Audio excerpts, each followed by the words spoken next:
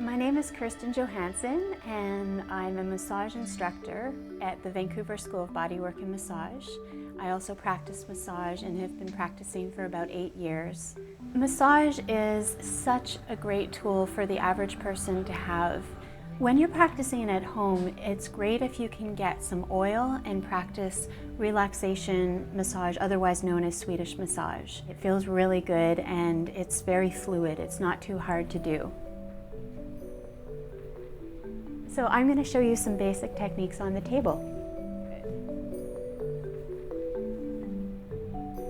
So this is my friend Stephanie, and I'm going to be giving her a massage today.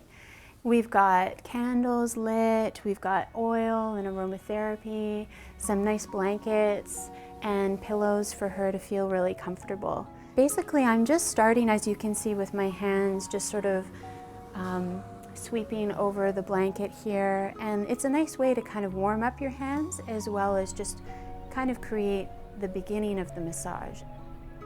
So now we're ready basically to begin bringing the blanket and the sheet off of the skin and apply the oil.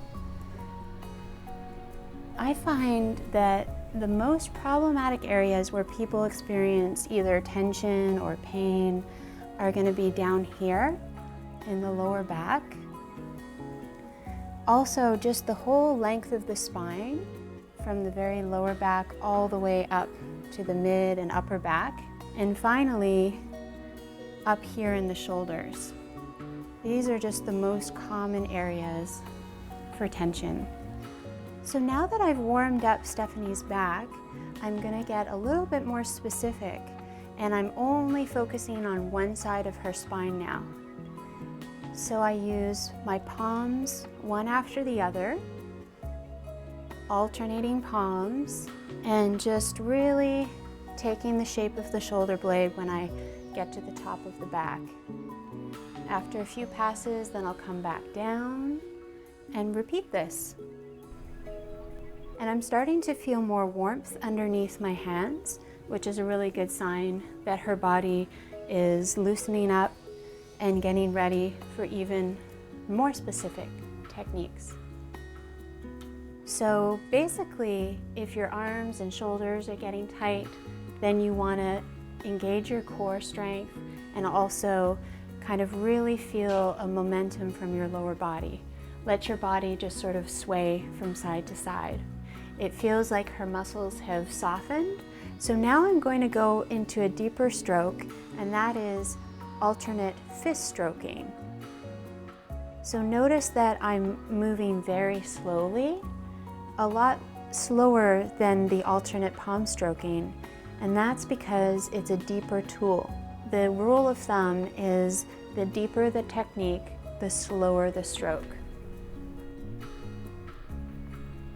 This technique works really well for the whole back, but especially the lower back and the mid back, because there's lots of space for your fist.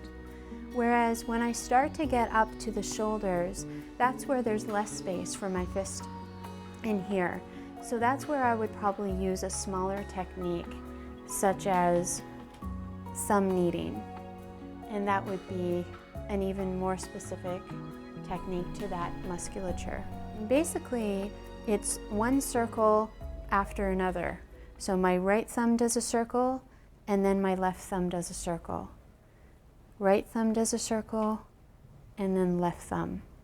So it feels like there's some knots underneath the skin here. And so it's like I'm trying to iron those knots out, trying to smooth them out little by little. When you're practicing massage at home, remember to start with the surface level with lighter pressure and then get deeper. Make sure to talk to your receiver a lot. Check in, make sure that they're comfortable, and finally, take good care of your body. Engage your core and use your lower body so that the momentum comes from the ground up. So Stephanie, I'm going to leave the room and you just take your time. When you're ready, I'll be waiting for you.